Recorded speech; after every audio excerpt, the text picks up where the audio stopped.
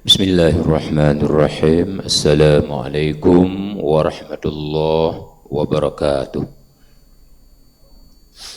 Alhamdulillahi wahdah, sadaqa wa'dah, wa ashhadu an la ilaha illallah wahdahu la syarikalah, wa ashhadu anna Muhammadan abduhu wa rasuluhu la nabiyya ba'dah. Rabbi syrah li sadri wa yassir li amri wahlul 'uqdatam min lisani yafqahu qawli. Hadirin yang dimuliakan Allah, masih dalam hadis Muslim terkait dengan 3 golongan manusia yang tidak diperhatikan dan tidak dibersihkan, tidak diampunkan dosanya, malah diberikan azab yang pedih oleh Allah Subhanahu wa ta'ala. La yukallimuhumullahu yawmal qiyamati wa la yuzakkihim wa la yanzuru ilaihim wa lahum azabun alim. Syaikhun zanin wa malikun kazzabun wa ailun mustakbir. Kita bahas yang terakhir, wa'ailun mustakbir.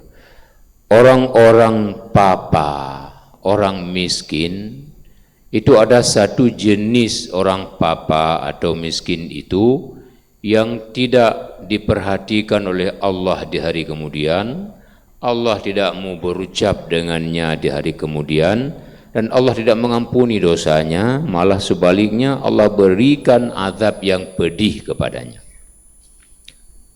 Siapa dia? Orang miskin yang sombong. Kalau sampai di sini kita katakan, maka sejumlah pertanyaan muncul di benak kita. Apakah kalau orang kaya boleh sombong? Apakah kalau orang berkuasa boleh sombong karena ada kekuasaannya, karena ada hartanya? Apakah orang bangsawan boleh sombong karena ada kehormatan bangsawannya? Jawabannya tidak. Wala tamshi fil ardi maraha. Allah larang kita hidup di bumi Allah ini secara sombong. Kenapa? Innallaha la yuhibbu man kana muqtalan fakhura. Orang-orang sombong itu dibenci oleh Allah Subhanahu wa ta'ala. Allah tidak suka kepada orang-orang yang menyombongkan diri, membangga-banggakan diri dan penuh arogan. Tidak kisah dia laki perempuan, kaya miskin, terhormat hina. Yang penting sombong itu bukan sifatnya manusia.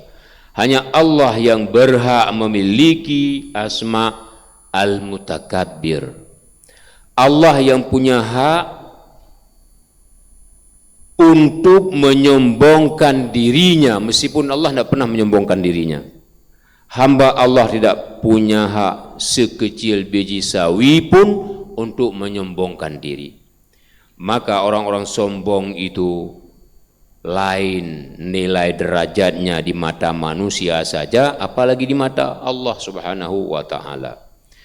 Nah, bagaimana kaitannya dengan wal-a'il mustakabbir, dengan orang-orang miskin yang sombong yang Allah tidak pedulikan di hari kemudian, malah Allah berikan azab yang pedih. Hadis ini terkait dengan orang-orang sombong yang miskin, yang dia menyembunyikan kemiskinan, mengedepankan kekayaan. Som gasin pelumah kaya, ini dibenci oleh Allah Subhanahu wa ta'ala. Atau orang miskin, papa, tapi malas bekerja untuk menjadi berharta. Dia tidur saja, ngomong macam-macam. Kalau dia lelaki, wang minum kopi pun minta dari istri, istri dipaksa untuk bekerja. Ini dibenci oleh Allah Subhanahu wa ta'ala. Prinsipnya Islam itu mengajak semua umatnya pandai dan kaya. Maka tidak ada orang-orang miskin itu yang menghebah-hebatkan diri dengan tong kosong. hutang duit, beli baju baru, jumpa orang, sembunyikan kemiskinan, nampakkan kekayaan. Jumpa orang, ngomong luar negeri. Kalau ke ieng, ngom nyekur aja. Itu tidak disenangi oleh Islam. Islam menganjurkan orang miskin itu hapus di muka bumi. Maka ada satu senif zakat itu khusus untuk orang miskin, senif lain untuk orang fakir, supaya umat Islam ini bergezah, berwibawa, terhormat di mata musuh-musuh Allah yang lain. Karena Allah sudah memuliakan orang-orang muslim ini meskipun dia miskin. Manakala ada orang miskin yang malas bekerja, dia bertahan dalam kemiskinannya. Manakala ada orang miskin yang milih-milih kerjaannya, kepakaran tidak ada, tapi milih-milih pekerjaannya. Kalau bukan di kantor gubernur, saya tidak mau kerja. Tikulah sama SD, di mana melumpur dia bang gubernur, kan dah cakap upi ena, juga lam upi ena, berterminal le. Tengah muteri dengan orang, dipakat oleh ele orang, diberdamai untuk kulah, damai SMP, IE gelah berjuta. Dia ke satpam kata gubernur, jak tikulah lon, damai SMA, damai fakultas, kaji ke pegawai negeri umpamanya. Tapi ketika milih-milih pekerjaan yang tidak sesuai dengan kapasitas kemiskinannya, miskin harta, miskin ilmu, miskin budi, miskin adab, miskin akhlak, apalagi itu orang yang tidak dihiraukan oleh Allah di hari kemudian. Allah tidak akan mengampuninya, Allah tidak akan membersihkan dirinya, malah walahum azabun alim. Allah berikan azab yang pedih karena Allah saja yang punya otoritas tinggi yang berhak menyombongkan diri, tapi tidak menyombongkan diri dengan kita, apalagi kita ciptaan Allah, miskin lagi. Karena orang miskin itu cenderung miskin harta, miskin ilmu. Kalau orang kaya ilmu, miskin harta, itu bisa menyesuaikan kehidupan. Kalau orang miskin ilmu, dipastikan dia ada jalan keluar untuk mencari harta. Tapi kalau dia miskin, kalau orang miskin harta tapi kaya ilmu, dia bisa mencari jalan keluar untuk mencari harta. Tapi kalau dia miskin harta, miskin ilmu, dia tidak ada jalan keluar untuk mencari kekayaan. Karena kapasitas daya pikir, daya nalarnya itu miskin. Itulah yang dimaksudkan dalam hadis Muslim itu, bahwa Islam tidak menginginkan umatnya miskin-miskin.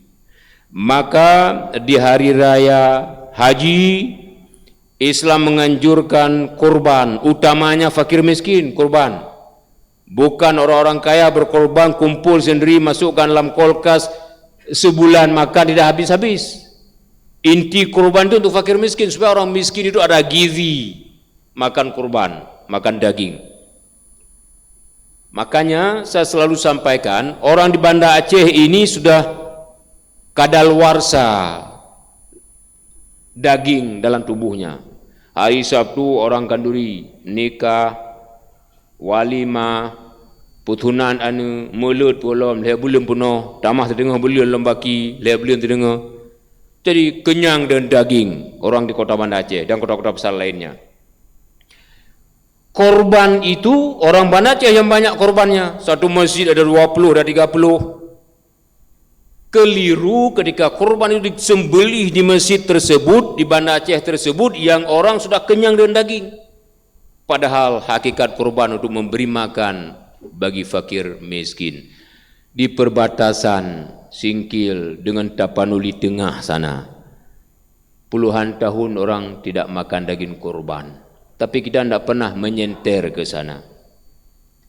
Di Pulau Banyak sana, baik Pulau Banyak maupun Pulau Banyak Barat, puluhan tahun orang tidak merasakan nikmatnya daging kurban, tapi kita menambak gunung di kota Banda Aceh.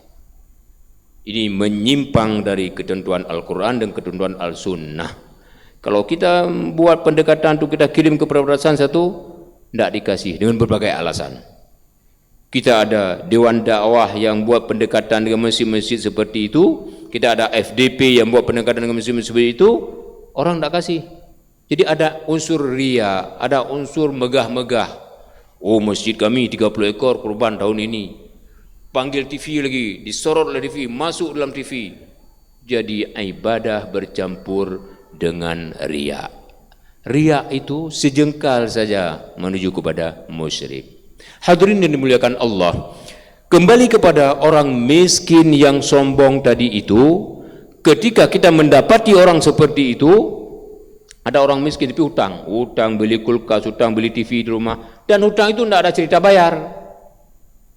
Rasulullah sallallahu alaihi wasallam bilang, orang mati syahid itu ampun segala dosanya. Tidak ada dosa lagi bagi orang mati syahid kecuali hutang. Jadi beda kita dah hutang baru dengan ada bagiannya mudah dah, tak hutang mudah. Tapi diserapah dari orang hutang, di keluarga orang hutang, dengan doa-doa orangnya itu pamfor yang rayo. Tengok Allah Taala akan jera dan siksa karena tidak ada ampunan bagi orang menghutang sebelum diampunkan oleh orang yang memberi hutang. Ini persoalan kecil, maka kita tengok orang berhutang, setelah berhutang jumpa kita paling ngarah dia. Kita ampunkan, kita maafkan kalau kita memang berbaik. Karena Islam menyuruh kita memaafkan, bukan menyuruh kita berdendam.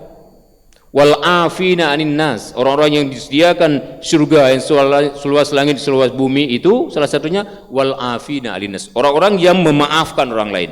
Tapi kita maafkan, dia itu korban karena perilaku bohongnya itu, karena perilaku sombongnya itu. Karenanya hadirin yang dimuliakan Allah, marilah kita ambil pelajaran, menyampaikan kepada saudara kita yang suka mengedepankan kekayaan, menutup kemiskinan, padahal sekampung orang tahu dia miskin. Berikan pelajaran terkait dengan hadis ini agar Allah menyayanginya, mengampuninya, memperhatikannya dan menjauhkannya dari azab yang pedih. Wassalamualaikum warahmatullahi wabarakatuh.